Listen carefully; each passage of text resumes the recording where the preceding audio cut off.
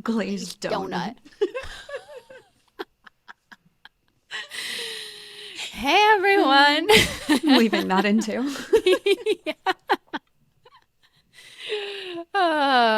What's up, everybody? We missed you. It is so funny. I always am like, oh, it's been so long. And then you realize but it it really has hasn't. not. We do this every week. And I'm like, it's been a while. It's been so long. It has kind of been a little bit longer than usual because we recorded on Monday last week with Gabby and it's now Tuesday. Mm-hmm. So like one That's extra day. Yeah, it's been a little Really bit longer. skew your perception. Mm-hmm. Exactly. Oh my God, my forehead's still so shiny. It's the lighting, I swear. If you're watching this on YouTube, you will see I am shiny McShiny over That's why here. we both said glazed donut at the beginning. Yeah. I'm like, oh my God, this lighting is terrible because I sit like facing the window is like right on me.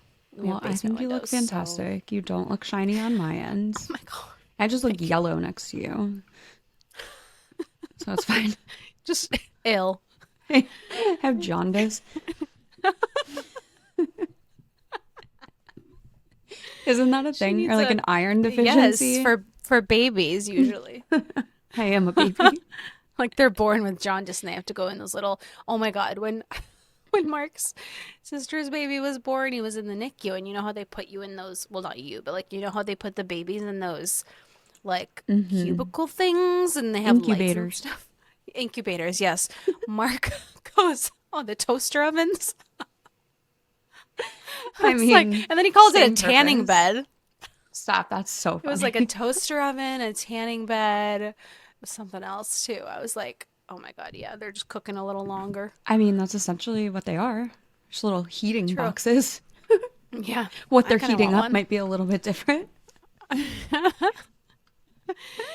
All right, we'll get into what this episode's actually I about. know, I'm excited. So we looked up Yes. our analytics of our episodes yesterday, and our number one listened to episode is our spicy takes. And we're doing another spicy take today because it's just some shit that fires us up. Get very Yes. passionate about this topic. And that is Before we start, though, follow us on Instagram at Socially Unfiltered Pod. Leave us a review on Apple or Spotify, wherever you listen, so we can get in the ears of more people. And to everybody, I feel like, do you feel like we've had like an influx like the last few days of people like, I don't know, like tagging us on their story or like DMing Yes. the Instagram account, like just saying nice things. Like you guys have Yes. no idea how much that like like amazing. makes and our like day. literally listening on Mondays, like right when it comes out, and it's just like It's so crazy. So We nice love you guys. to see that. Thank you for thank you so being much. here with us. But rate us if you haven't yet. We would love you even more. Please. I like We'll love always you think even about more. that though, and I'm like, but do I go in and rate podcasts? And I'm like, not unless they say something. Like I need them to like say, do this for us, even though True. I know to do that. So that's why I'm annoying about it and say it every time. That's true. And then I turn on the notification too. Yeah, exactly. Yeah, follow so you can like see. But when I say follow, I mean like on Spotify or like on Apple, you can follow a show, so it'll automatically be there. But yeah, I just feel like the last few days we've been getting like way more than normal, and it's been really cool. It just makes me know. feel so happy. I know, same. It's crazy how like it feels like it's been no time, but it also feels like it's been forever of us doing this. Like it's been less And than a just- month since I know. episodes have come out. It's so crazy. Yeah, this is episode 9. It's so crazy. It's insane. So yes. So yes. Now Kith. Now, kid. Episode 9. Congrats on episode 9. Okay, so Take the floor. Today, the floor is yours. One might say a little cameo. Hi, Gabby. Gabby, this is your time in the episode where you get to think to yourself, "Wow, they're talking to me again." Yes. Every episode we'll have a feature for Gabby. A little Easter egg. So Yes. today we are talking about, I feel like the best way to like umbrella topic, what we're going to talk about is what's actually expected of a social media manager and kind of what is and is not included in what we do. We're going to kind of dive into like maybe some unrealistic expectations that either you as a social media manager have had your clients expect of you, or just in general, you might even be thinking to yourself that some of these things are required of you to do when they're technically not, which is why contracts are so important. But we'll get into all of that. And then, yeah, I mean, that's kind of the best way to really just umbrella topic everything that we're going to talk about. We'll talk a little bit about kind of like disrespectful of social media managers' time, whether you're a client or somebody scheduling a discovery call. Yeah, I think that's kind of the best way. And we can just kind of dive right in because it'll all come up anyway. So should we give the backstory? Let's give a little backstory and keep it like mild. Let's take you for a ride. Let's take you on a ride. Buckle up, kids. And like not even a specific example, just in general. And we've talked about this before where we see people who might be having like private conversations with one of us about something that they might be struggling with or like don't feel 100% confident in. And then they turn around and they're promoting their service or promoting their course for said thing that they just asked you about. And like huge disclaimer, we're never against talking about it or giving information or having a conversation, but it just like rubs us the wrong way when we are seeing that happen like right in front of our eyes. So one of the main things that kind of led up to today is, should a social media manager be promising sales? Because we see a lot of people who promise that with their content, but don't have the data and the analytics, anything to back that up.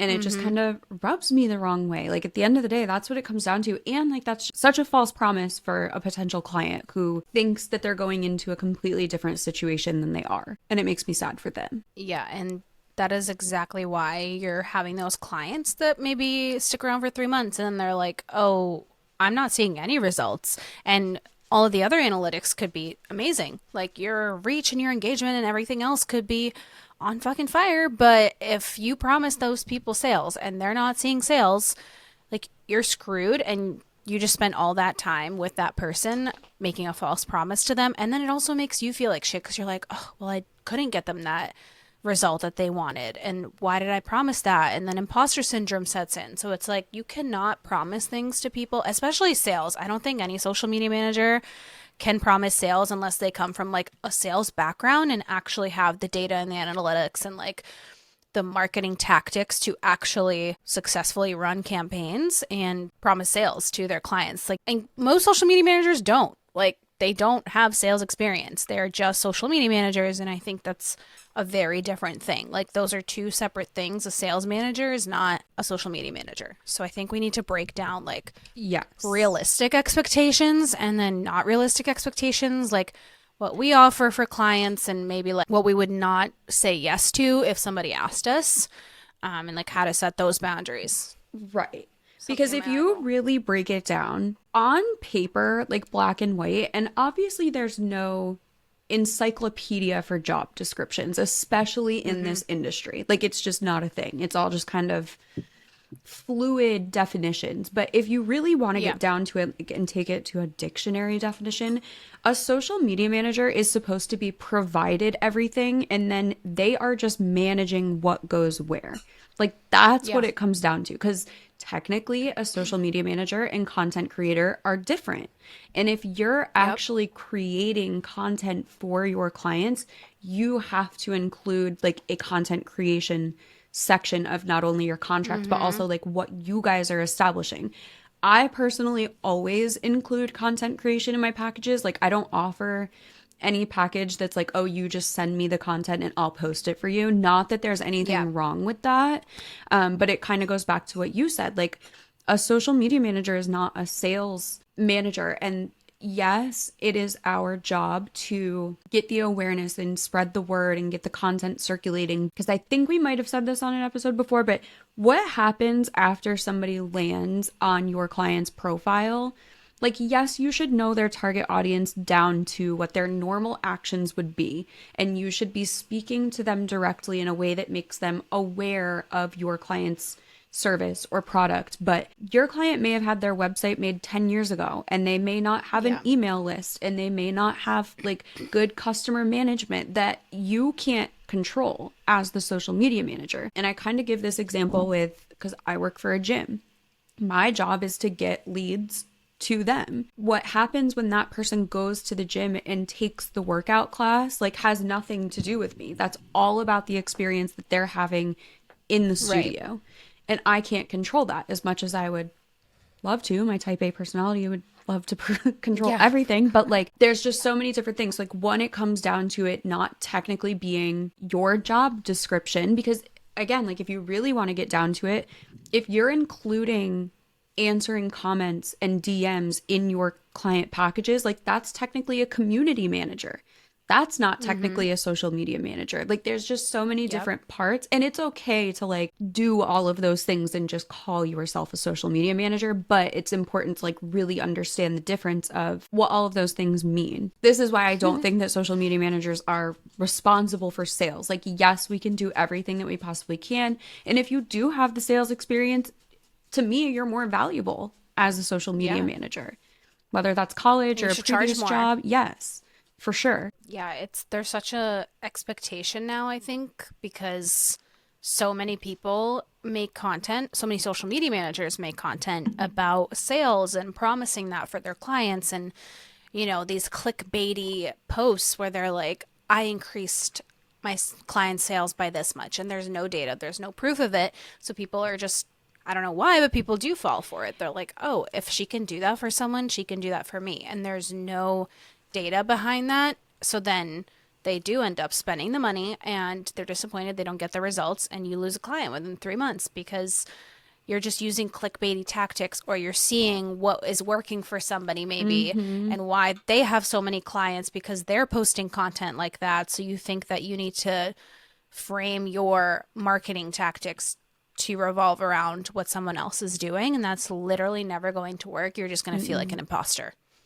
Which is not a great feeling. But like, that's what I kind of don't understand is I just would never have the balls to like post something like that, knowing that I have no way to guarantee it. Like, let's say it's your first client. Like, you're posting this type of content and it's your first client. First of all, you shouldn't be posting that content because you have never done that before, clearly, if you are not even at your first client yet. But let's say you've had your first, second, third clients and all of them have left you because they say that you're not giving the sales that you promised. How do you then have the balls to continue posting content like that?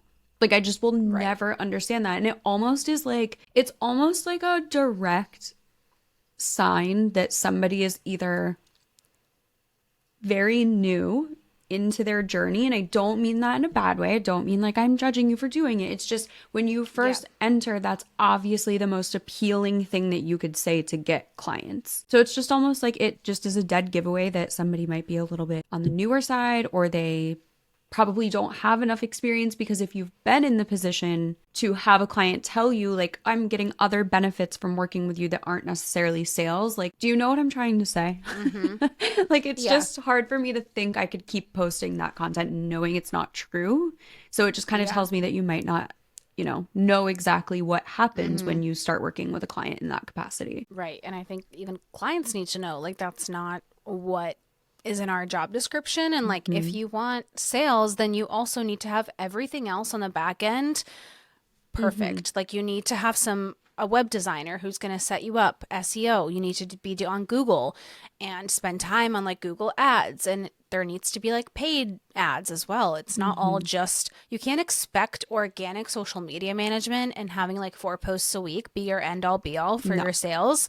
Like, it goes way beyond just social media. Like you said, wherever they land on that landing page, if it is difficult to figure out checkout, if it's hard for me to find the product I'm looking for, if there's like no one available to answer my question, or if nobody's answering the DMs even, we can't be everything all at once. We can't be your brand and keep you afloat. And I think so many clients rely almost on social media. Like, when they get a social media manager, they're like, perfect, I don't have to do anything anymore. Yeah, I'm going to get all these sales, and they're responsible for basically keeping my business afloat. And it's a lot of fucking pressure. Like, I've had clients like that, and it's so much pressure, because then I start to doubt myself. I'm like, well, I never even promised them sales, but now I feel like they're depending on it because they're telling me that they're either have low sales, or, you know, they're telling me their situations. And I think that makes it even harder, where they're like, we're breaking even, or like we're not making enough money. So then it puts pressure on you, which I don't think you should ever do. Like I would never look at Gabby and be like, I'm losing sales, I have Right. no money, and then put pressure on her as my assistant to be like, oh my God, I need to like step up. I need to do something. I need to help, because it almost feels like you're in their business as much as they are. And you're not. You're literally like a 1/18th of a fraction of their entire business. And that doesn't mean that we don't take it as seriously as if we were like an employee of that company.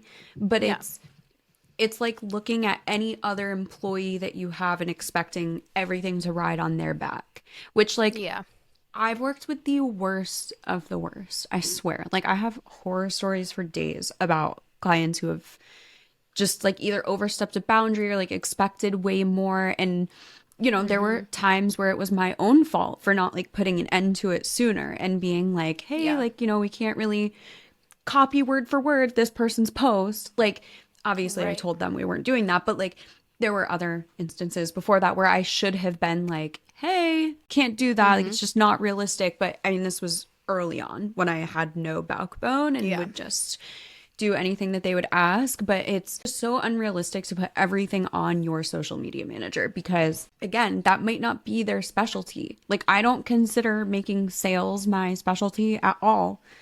I pride myself on the content that I make and it bringing a boost to my clients' communities. Oh, that's what I was going to say before is, so like, speaking of ads and, you know, all of these other things that people need to be doing to get the word out there, one of the most impactful things that any of my clients do is like in-person community events and things. Like that is when we see the craziest spikes in things.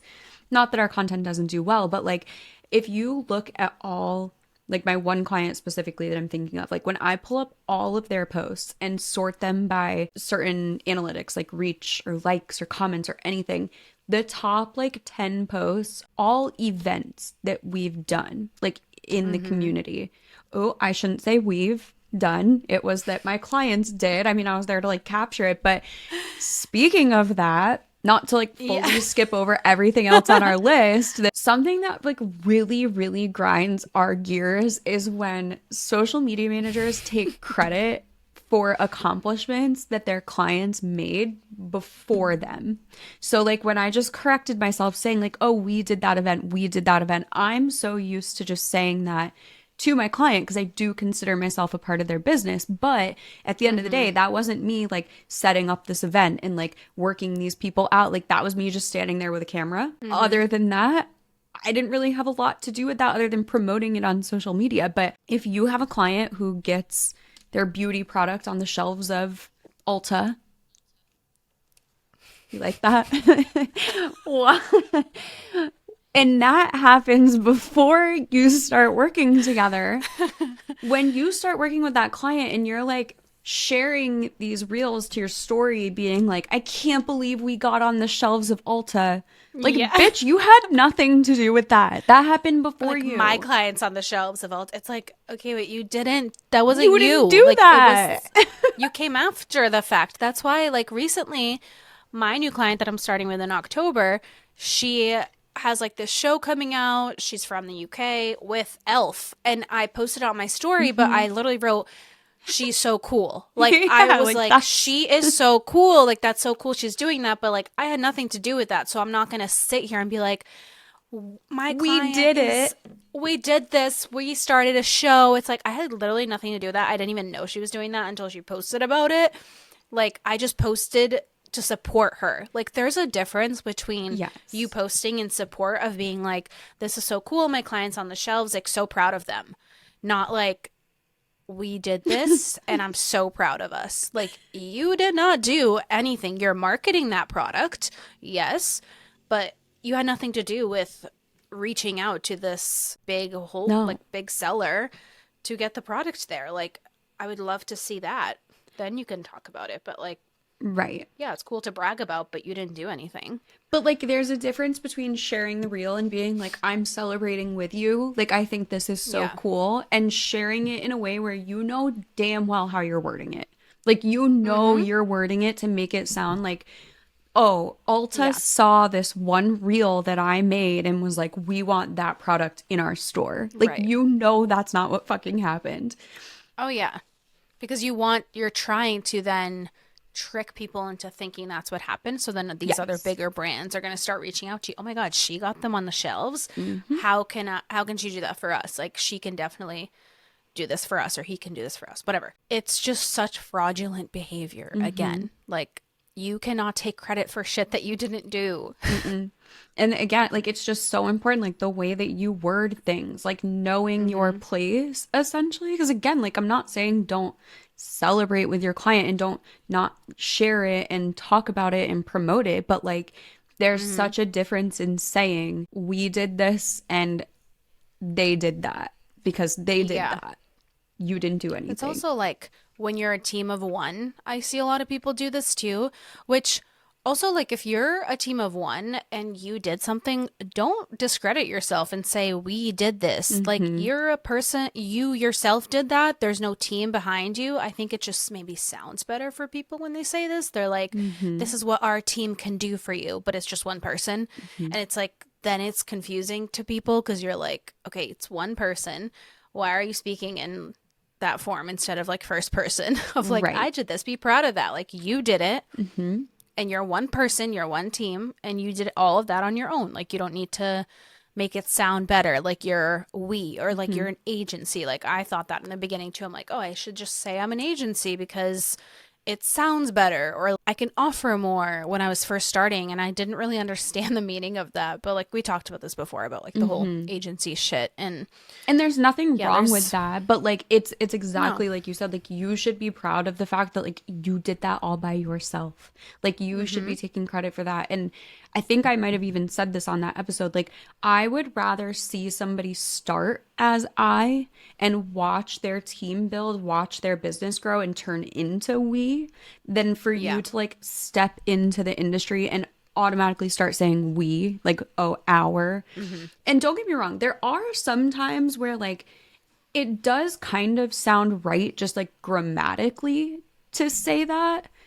But at the end of the day, Yeah. like, don't post like, oh, our team spent so much time working on this strategy for a client. Like, your team is you in your laptop. Like, what are you talking Right. about? Yeah. And it's like, just give yourself that credit for that.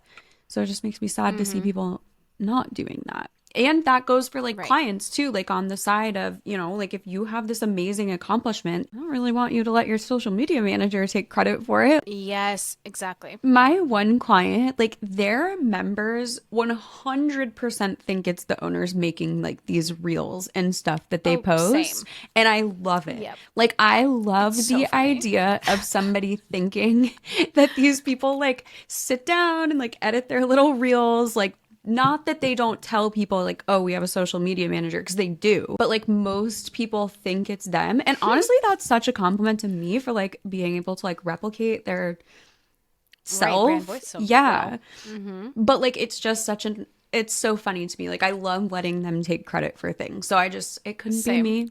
Couldn't be me, but you know, we all make mistakes sometimes, so no judgment if you've done that. Acknowledge your place and what you did Yeah. and did not contribute to, because we see Yeah. a lot of people bragging about shit that they didn't contribute to. Yeah, as a client, I would be like, if I I saw that know, content, right? I'd be like, you didn't do that. Like, can you please remove that? Right. Like, you didn't have a part in No. getting us to this big place in our like that's something that they shoot for. That's a goal of people's for a long time, and they accomplish it themselves with their team, and not you weren't a part of it. So like, yeah, know your We sound like place. such mean girls. I'm like, you're not invited. You're not a part of this. But like, true, like I would be when like, okay, think of it like this. That would be like Yeah. us like joking that like Gabby's our third host, and her like posting being like, thank you everybody so much for listening to my podcast. Like, not that I'd mind if you did that, Gabby, Slay. but like, yeah, but like, it's, you weren't, you know what I mean? Like, it's just so weird to Yeah. think about taking credit for something that somebody else did. And Right. kind of going back to like the client seeing that and being like, what the fuck? Like, I always wonder what the conversation is like when a client does stop working with somebody because they were promised something that couldn't be delivered. Like, I would die to be a fly on the wall. Know what somebody says to somebody like that, because I've just never been in that position. I just can only imagine that they are now, you know, maybe seeing this person's content and being like, wow, like I hope another business owner doesn't get gypped out of this person. But like, what do they do? Comment on it and be like, I'm a previous client. Don't work with them. Like, nobody's gonna do that. We'll just have to get their own experience. But I mean, I've had a client like stop working with me when, first of all, I never promise sales and I never will promise sales to anyone, but I told you about this, how the sales like stayed the same. Yeah. And we didn't like increase, and we worked together for 6 months, and they were just like, yeah, we don't see our sales going up. Like, I don't think this is worth it anymore. And I'm like, okay, but like we kept the sales the same. And I also have never promised sales. And that was never a part of like our contract or our discussion. Like, these are the results that we've gotten you. Your brand awareness, your community engagement is amazing. Like, people are actually caring about what you want and like what you do. And at the end of the day, sometimes for people, it's just not enough. And like, they do want to see those other results. And we just parted ways. And that's like fine. And it was sad, obviously, because I'm like, that sucks. Like, we never discussed that was part of what results they were looking for. But I don't know. Sometimes I think people have a lot of expectations of social media managers, and like, you could be in it and being like, I never promised sales, and they still will come at you at the end of it and be like, sure.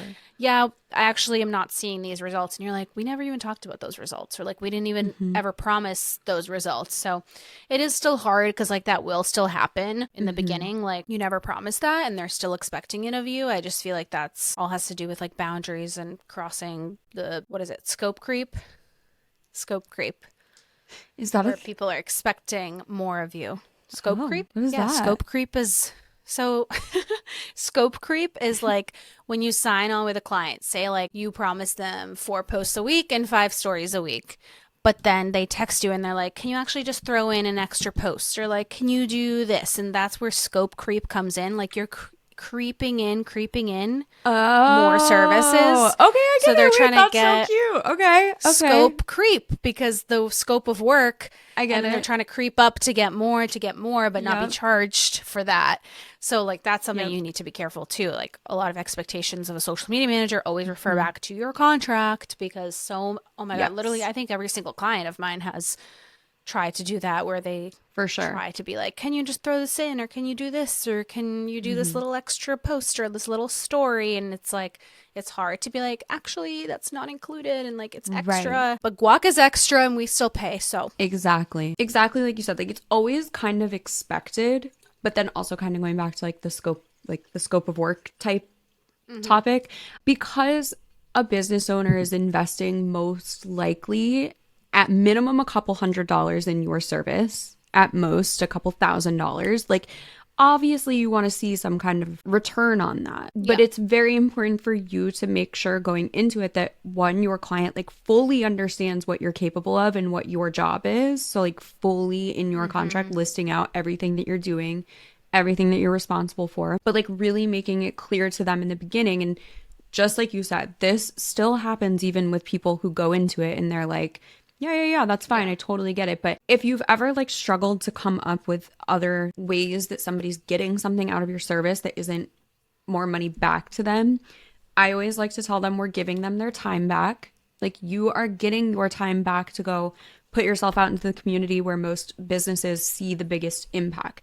I'm giving you your time back to start working on a new product. I'm giving you your time back to answer your DMs and start to foster more of these relationships. Like, it's so much more than just money. Like, basically they're buying a bunch of their time back. But I feel like that kind of goes into something else that we had in here about clients maybe not justifying what you would do for them because they feel as if they can do it themselves. A lot of people that you'll work with have run their own social media prior. Like, they're not usually, not all the time, but like usually they're coming to you with an established Instagram account. They know what it's like to run that account, and they know what kind of sales they were making from running their own Instagram. So it's just funny when they come to you, and yes, as the expert, you should know a little bit more than they do about just using the platform in general. But I always like to say, like, I will guarantee that our reach will increase. Our engagement will hopefully increase if all of these other things go correctly. But that's why it's so weird to me, you know, they put all of the pressure on, well, my social media manager is here to make sales. And it's like, but was your social media making sales before me? Like, am I just continuing what you were doing, or you know what it's like to do it all by yourself, right? Like, how was it going when you were doing that? So it's just like all a weird bubble, like a weird, because again, there's no job encyclopedia that's like, here's the exact scope of work for this person and everything that you do and what you get out of it. But I think like what it comes down to is obviously they're investing a lot of money into your service. They expect to get good results back, whatever that means. Right, especially if they're getting the content creation part of it. I mean, that is whole ball game in itself. I mean, I just signed 2 clients that are going to be providing me content, and so far one of them has been, I haven't started with the other one yet, but one of them has been amazing and like is so on time. Anything I ever What a ask of dream. her, she films and uploads it. Well, actually 2 of them do that.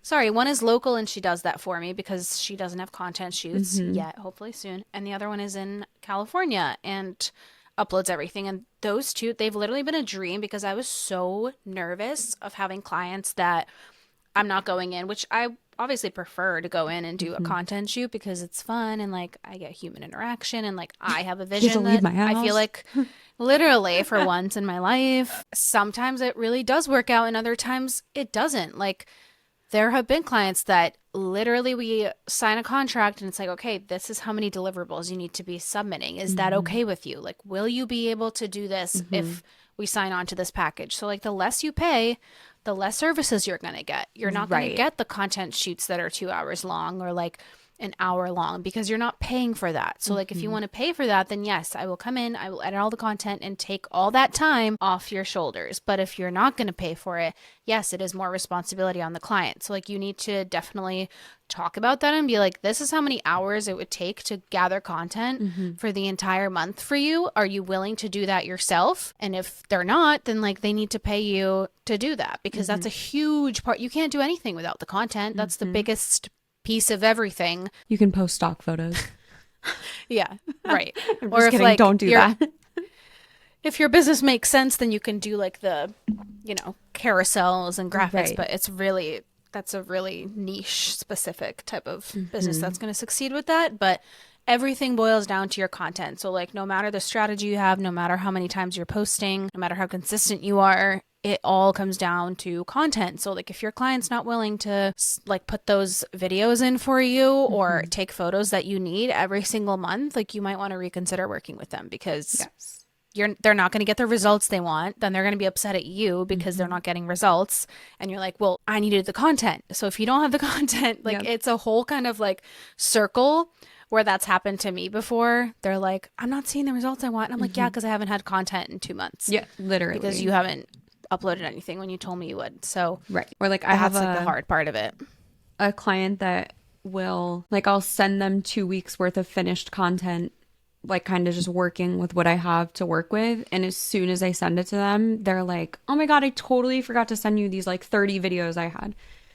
So and then they send it to me and they expect me to like redo those 2 weeks of content to add in the new stuff, and I'm like, well, no, you didn't get that to me by the deadline. Like this will be in the next batch of content. And I don't say any of it to like be a bitch or to be like, that's not my job. Like I'm not doing that. It's just like genuinely you have to set these boundaries somewhere. And like don't get me wrong, I didn't always, like there were nights where I legit pulled all-nighters like to redo somebody's entire content calendar, and like that's not okay. I wanted to say, I don't remember at what point you mentioned it, but talking about how much your client like will actually be involved and like how much time it actually takes from them, because that's huge. I go into every package with a client telling them like, you're not going to be fully hands off. Like I need you here. I need you, especially in the beginning. Like don't get me wrong, there's times where after a few months, like you maybe might be able to do things 100% on your own, but even like the approval process, like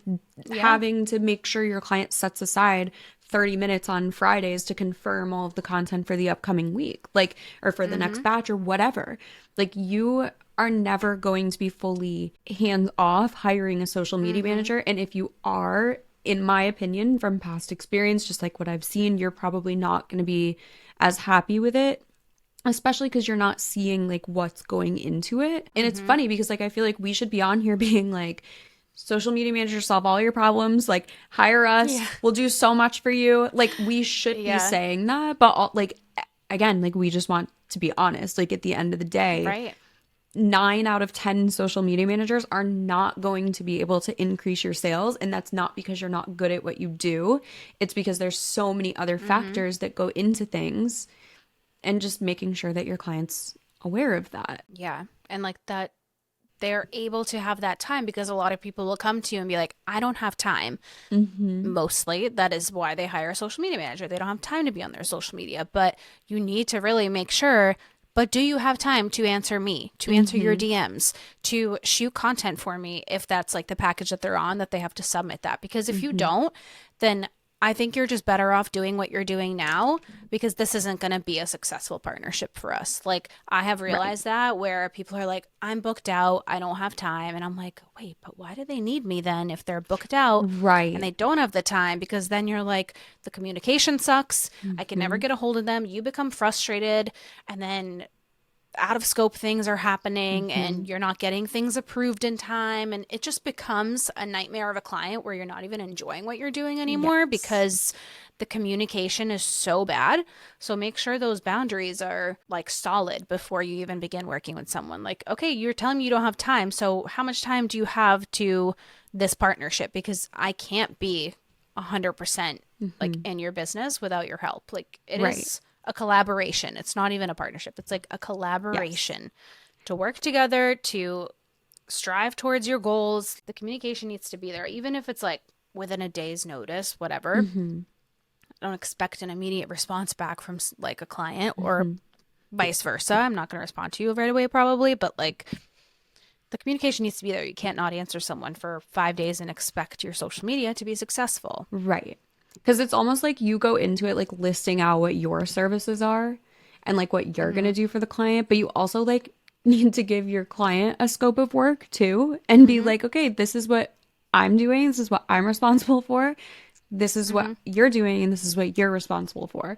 And it can be as much or as little as they want. Like, I tell clients, when I'm bringing new clients on, I'm like, you can be as involved or not involved as you want to, but these are the things that like are non-negotiable I need from you. Like, I need you to set aside 30 minutes a week to either answer my questions or to send me new content or to approve content. Like, I give them the list of everything that I need from them. Because again, it's like an onboarding checklist. Like, they need to know.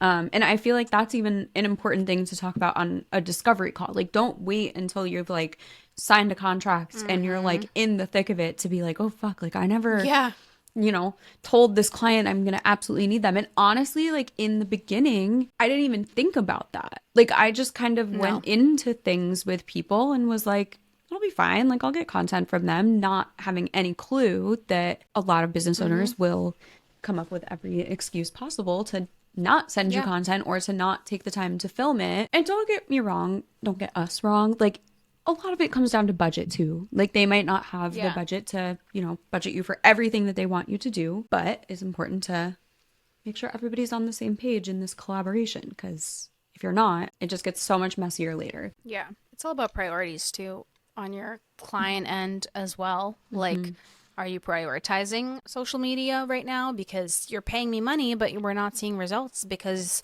you aren't prioritizing that time, that 30 minutes a week to sit down and approve content? Like, you're not prioritizing that time to literally prop up your phone and hit record. And it's like, sometimes it's the simplest things that make me so angry, because I'm like, you literally have everything set up. You just have to put your phone in this tripod and hit record and just upload it. Like, it's so...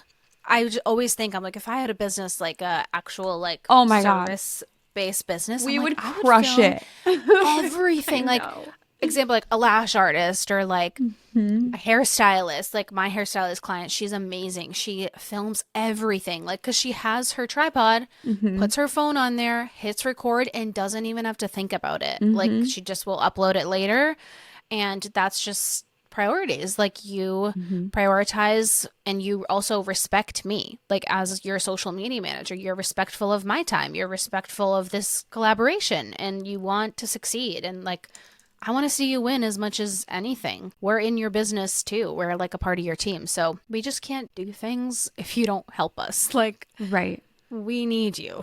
So, and for some reason, our industry gets disrespected a lot, like with our time. Like, feel like the reason that a lot of business owners think what we do is easy is because of the viral content that they see with here's how I made 30 days of content for my client in 30 minutes, which again isn't even appealing to me as a client. Like that's not what would draw me towards somebody. They're seeing that. And then they're like, oh, why do I have to pay thousands of dollars for somebody? Because like, I just feel like that's why they think what we do is so easy, and so easy for them to text us and be like, can you throw this story up? And I'm like, yeah, it is kind of just throwing a story up, but like that requires me to go to Canva, download a branded background, type in all of the information, get the link from you. Like, it's so much more than just throwing a story up, especially if you want to be proud of what you're doing. Like, yeah, I could take 2 seconds and just like post a black background and type something out. But like, me personally, like, I want my clients' content to be branded to them. So like, I'll make sure it's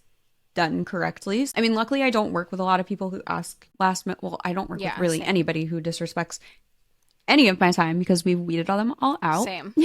But bye.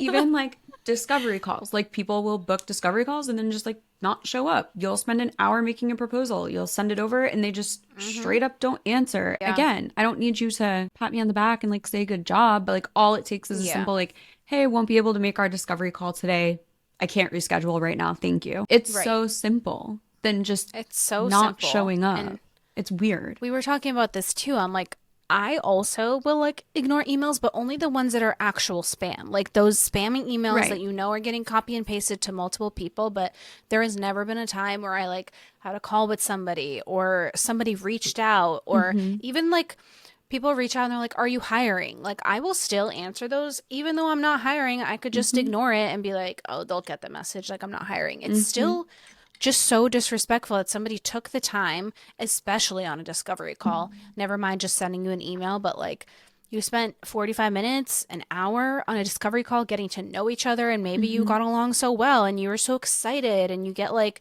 all giddy because you're hoping that you get to work with this person, and then you send them a proposal, which takes you another like 45 minutes to an hour to customize to them, and it's like they could just ghost you and never answer, and it just sucks. Like, which if they don't want to work with you, that's fine. Right. It's totally fine. Not everything's going to work out. Right. Like, yes, you could say, be nice enough. Yes. Like, hey, this isn't, the direction I see myself going. A few months ago, I connected with a girl. We talked a lot. I thought for sure we were going to be moving forward, and she followed up with me and was like, I can't right now. Like, I think I need to put my priorities somewhere else. And I think that was because I spent a lot of time explaining, like, hey, I need you to like kind of still be hands-on. And she hired another full-time employee, and I thought for sure, like, that was just, I didn't know she'd ever come back to me. All of a sudden, a month ago, she reaches back out and is like, okay, I'm ready. And I'm like, oh, okay. But she was nice enough to let me know prior. Like, if she had just never answered me before, I would have never answered her when she reached out to me again. Like, I would have just been like, bitch, you ghosted me. Like, bye. It's weird that you just can't take the 5 minutes to answer, because I do the same thing. I answer brand deals that I get that I'm not interested in. I don't just leave them unread, because they'll reach out to you 2 and 3 and 4 more times. Yes. So I'm like, I might as well just put an end to this now.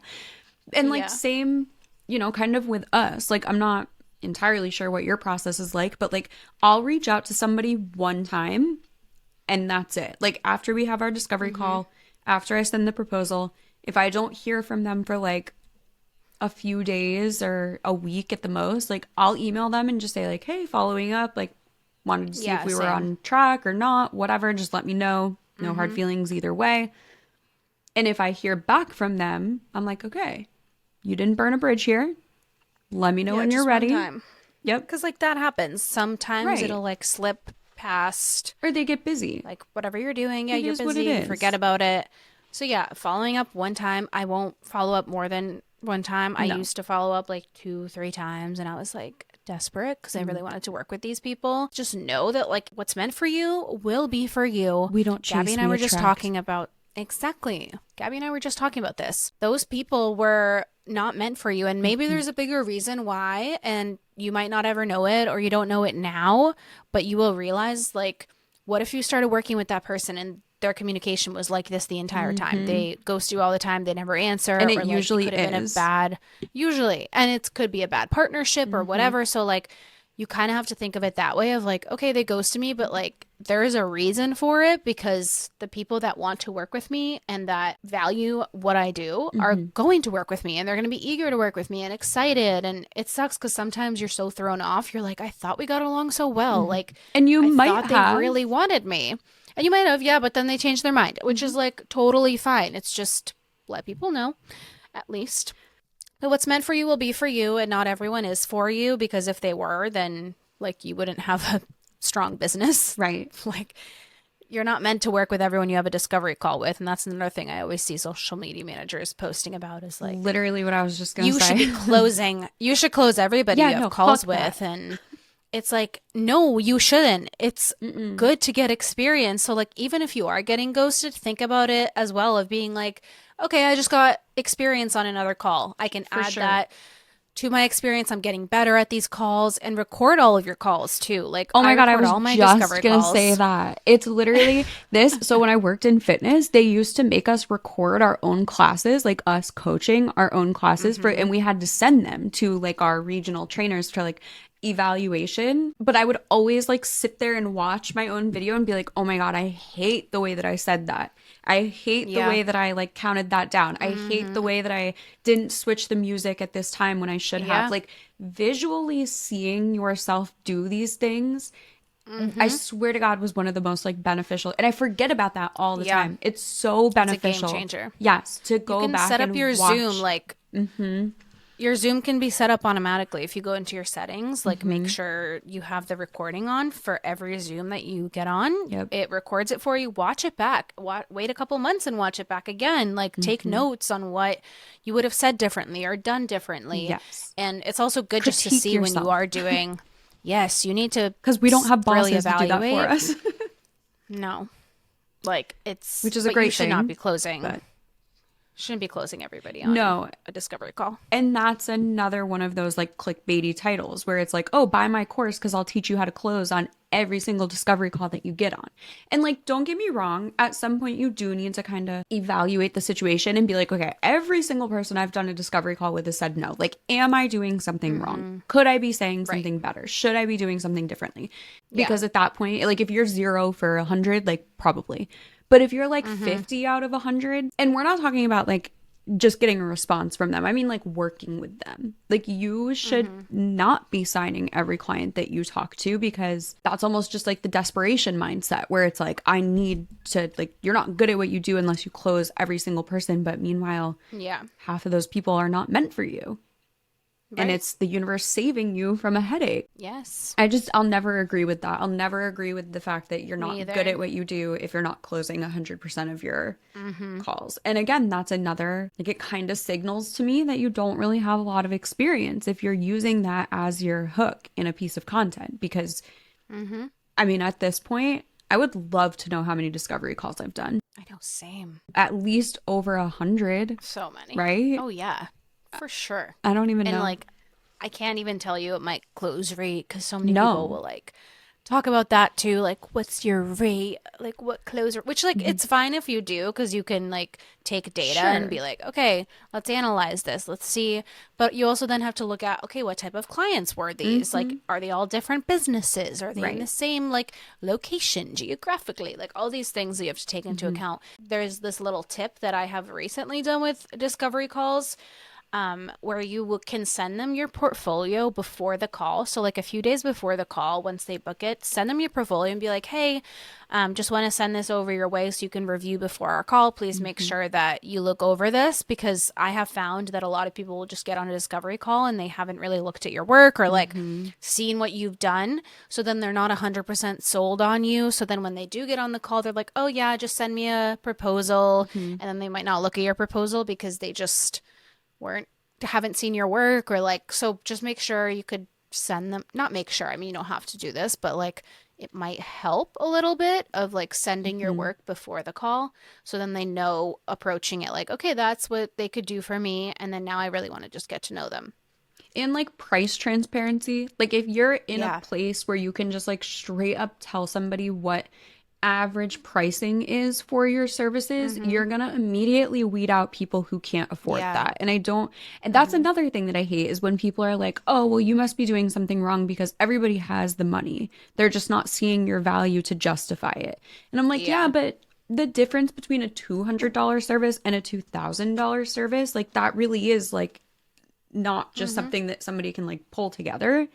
I don't know. There's just so many things that come across as like you're not acknowledging that these people are human beings. You're just kind of looking at them as a paycheck. But I wanted to add to discovery calls. Middle of last year, I randomly went to all of my clients and was like, hey, why did you hire me? Like, what about me made you want to pick me? And like some of them were skewed because like I knew them prior and they were just like, oh, like I knew you, I trusted you, blah, blah, blah. But like at the time I was working with like 6 or 7 different people, and more than half of them, like I could name the 4 people that said this. They said that one of the main things that stuck out to them was we got on our discovery call that day and I already knew about their business.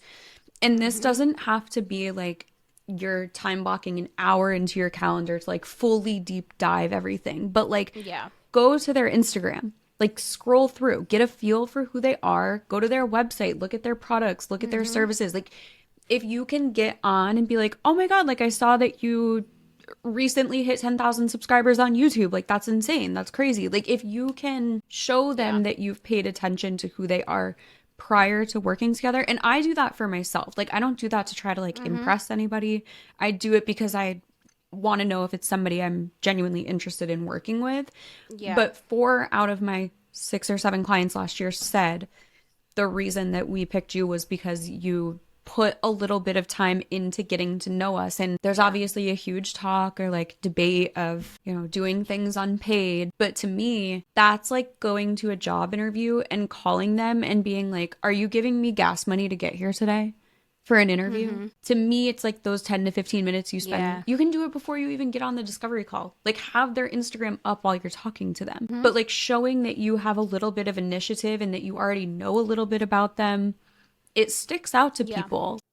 I like have to do that. Otherwise I have anxiety that I won't know something. I'm like, I need to know who this is. First of all, also if you're going to be working with this person, like, are you even interested in working with their business? So yeah, go on their page, on their website and see what they're about, because maybe they're not even someone that like you would enjoy working with, or like the type of product or service that doesn't align with your values, or like it really does. And you can talk about that. Like one of the clients that I just recently signed is going to be skincare, and it's like all organic and natural. And I'm like, that's really important to me. Yeah. Right. I'm like, I'm all about that. I love that. So we hit it off on that. It's all about that like connection that you can establish with someone, because even if, again, like an interview, you're sitting with somebody that maybe has more experience than you. If somebody relates to you or feels a connection and they like you, it's like kind of personality hire. Like, they will go with you because they really liked you over the person with maybe a little bit more experience or whatever it is.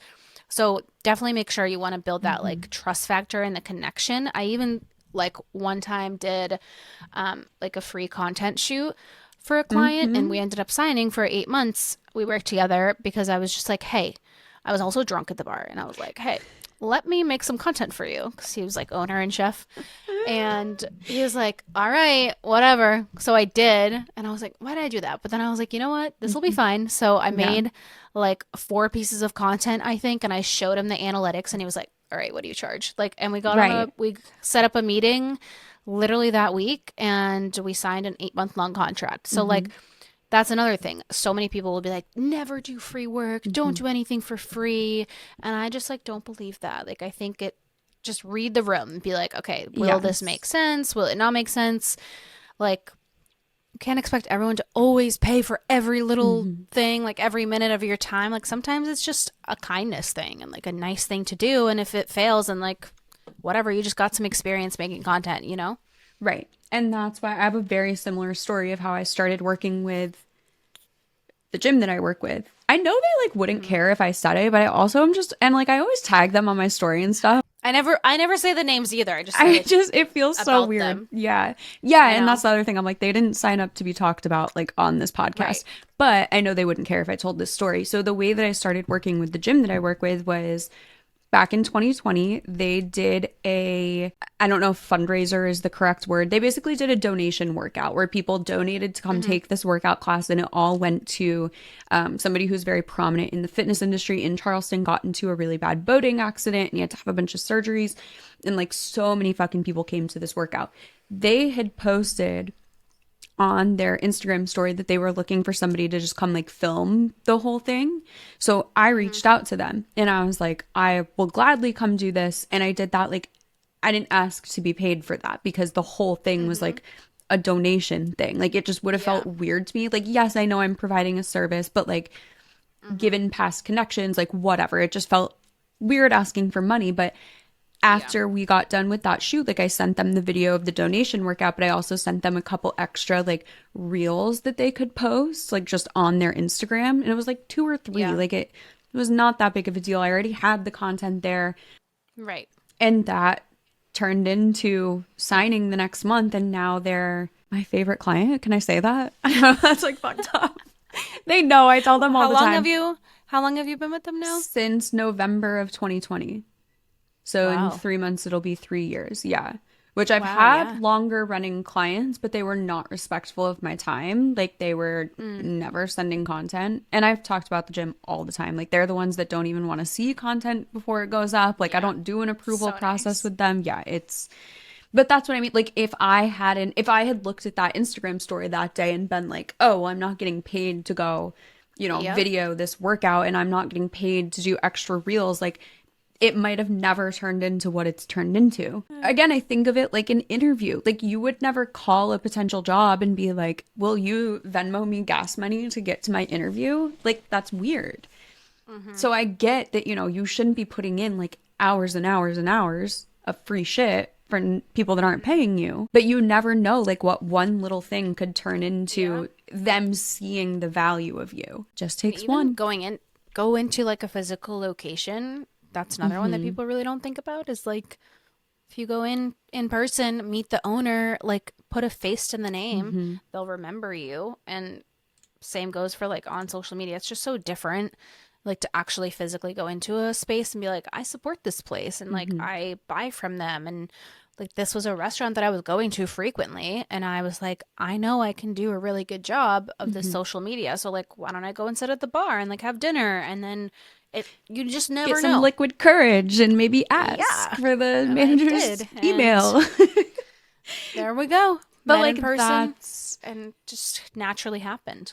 I have that in the guide for people who are just starting out, that one of the most impactful things that you can possibly do for your business, and I wouldn't tell people to do this if I hadn't have done this myself. Like I know that this works.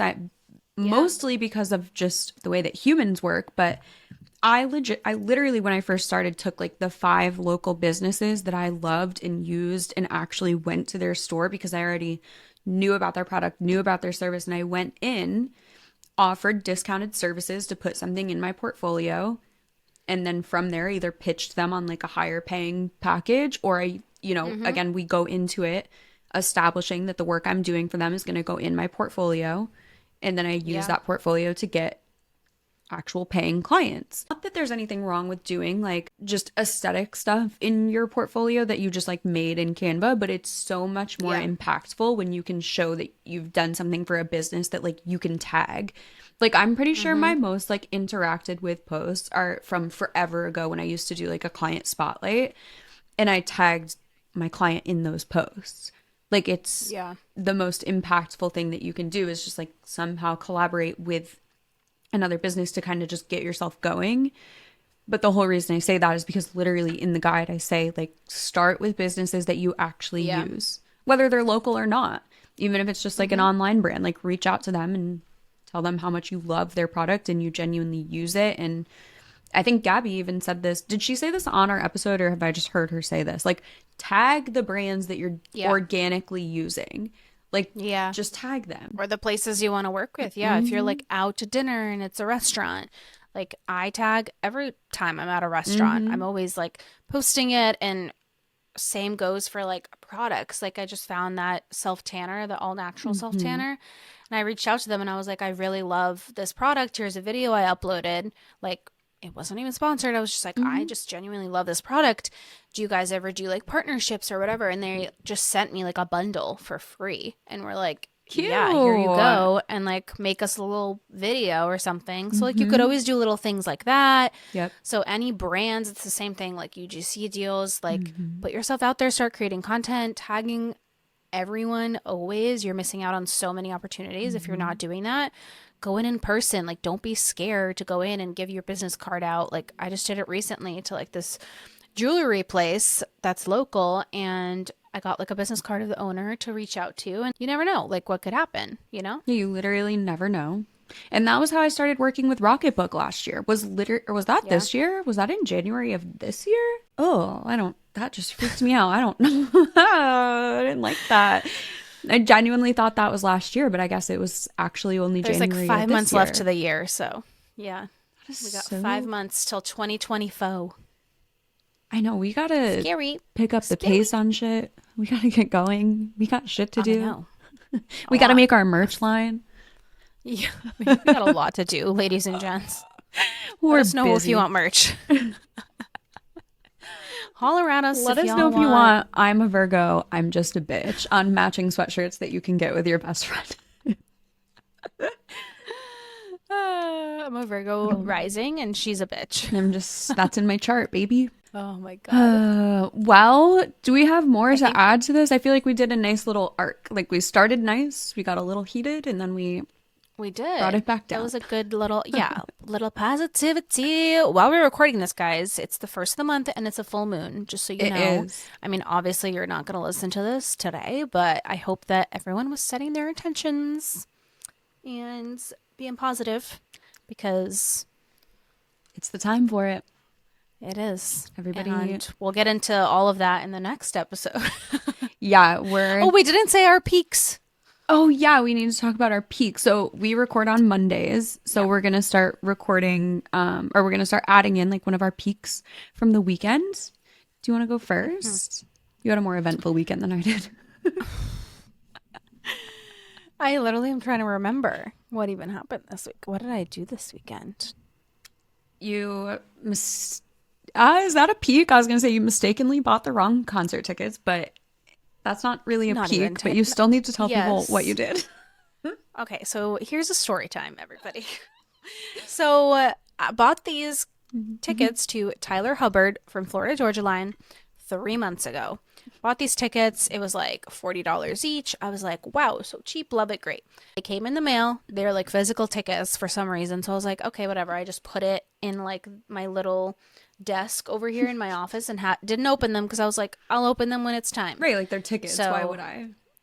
Yeah. I know what they are. So Sunday, that was when the concert was. And we're at dinner. We're like with 40 minutes away from home because that's where the concert is. So we're like at dinner and I'm like, oh, let me just see where we're sitting. Like, I'm really curious to see where our seats are because I didn't remember.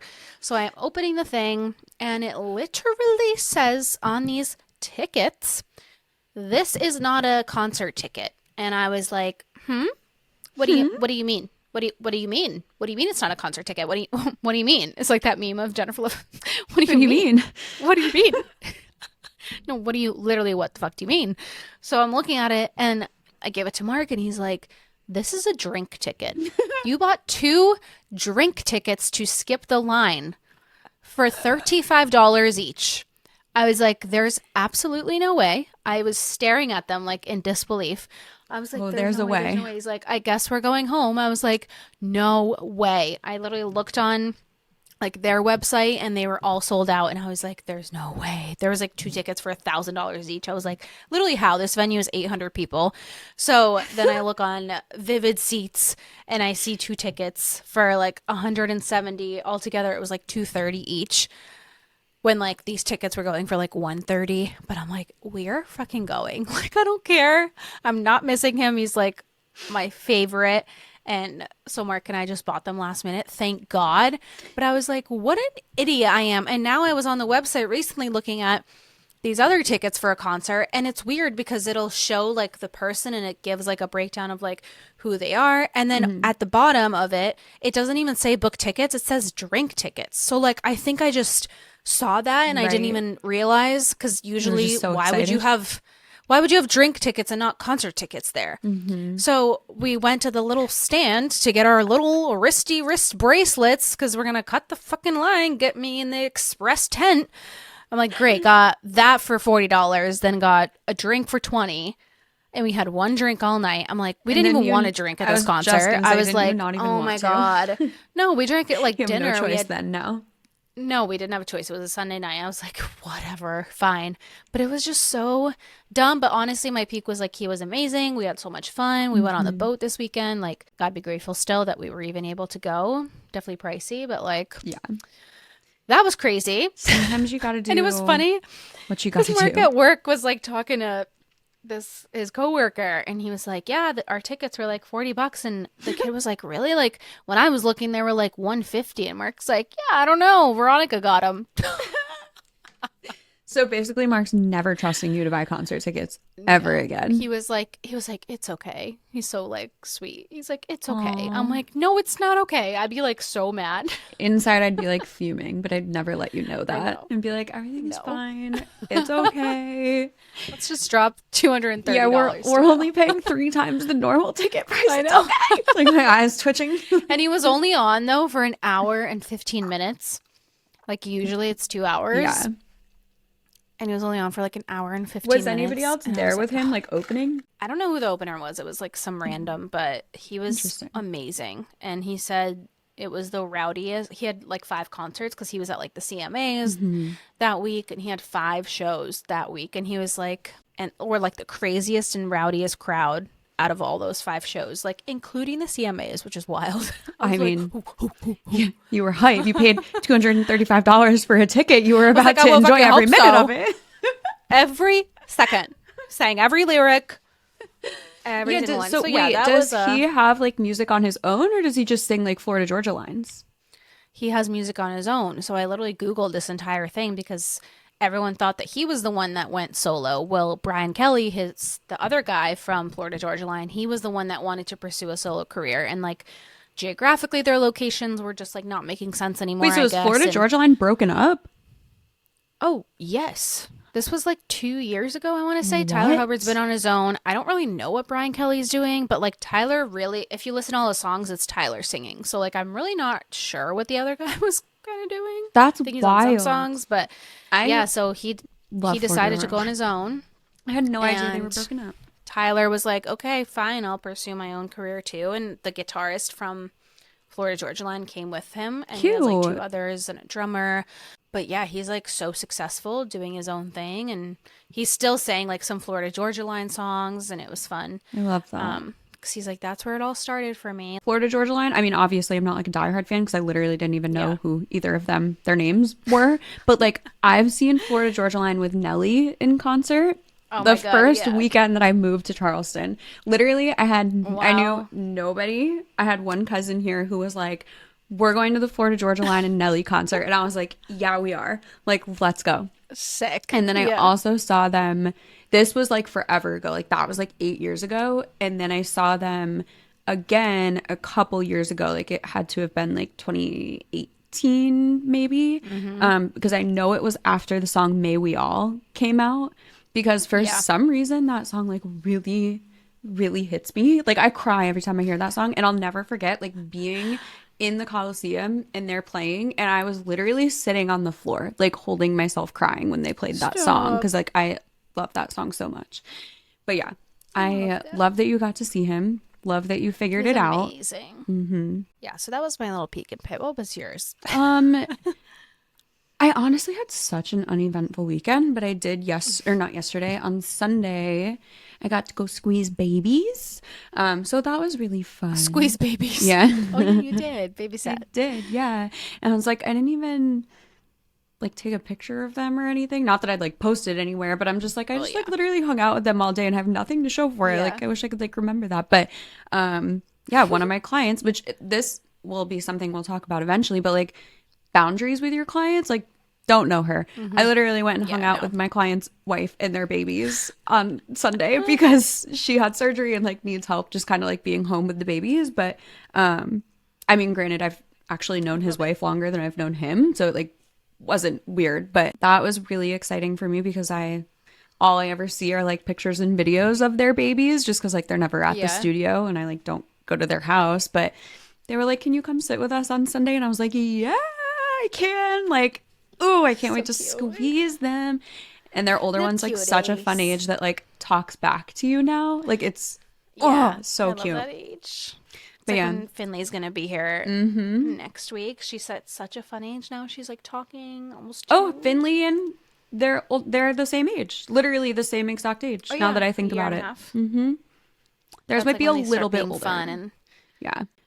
like she can say yeehaw. Oh, and she lives by the yeehaw. She is a yeehaw yeah. gal. Yeah, stay tuned for our content. Gabby's coming to visit me next I am week, and so I'm really excited. sad because Lex won't be here. But I hope you guys have You a will- great time. I'm just kidding. I hope you guys actually have a great time. have no fun. Yeah, I hope you guys have Blocking no you fun. I from hope everything. it rains all weekend or all week. Block me Probably from your will. story. It's been raining every weekend. It's been raining Seriously. all day, every day here. It's literally so. I sent you the screenshot last night. I was like, oh my god, it's gonna be so nice this weekend. I can't wait to like not have anything to do. And literally, It'll it's probably change. raining Thursday through Tuesday. You know, honestly, usually I think that, but it's been like this for a couple days now, and I'm like really scared it's not gonna. But I'm holding out hope that it might. But speaking of Gabby being with you next week, Here. Veronica and I are batching some episodes, and the next episode is actually going to kind of dive into that, talk about some pros and cons of having a flexible schedule and kind of working Yep. while you're technically on vacation. Just a little continuation of our spicy takes here, but definitely geared towards our social media managers for the next episode. Yes. So Yes. we're actually going to go We'll see you right into that one. I know. So we won't even have a peek and pit for this next one. Oh, It'll just be the yeah. same. Oops. Because- Okay, well, We'll start that when we come back. next time. Whenever we think about it. Yes. We could Yes. keep posting them like on the story or something. But Yeah. cute. Love that. Make sure you're keeping up with us on Instagram at Socially Unfiltered Yes. Pod, TikTok, YouTube. You can watch our episodes on YouTube. I know some people are like visual listeners, if that makes sense. Yeah. Visual people. Yes. But we will see you in the next episode. Thanks for hanging out with us on our spicy topic. Spicy take. Love you so much. Love you so much. Bye. Bye.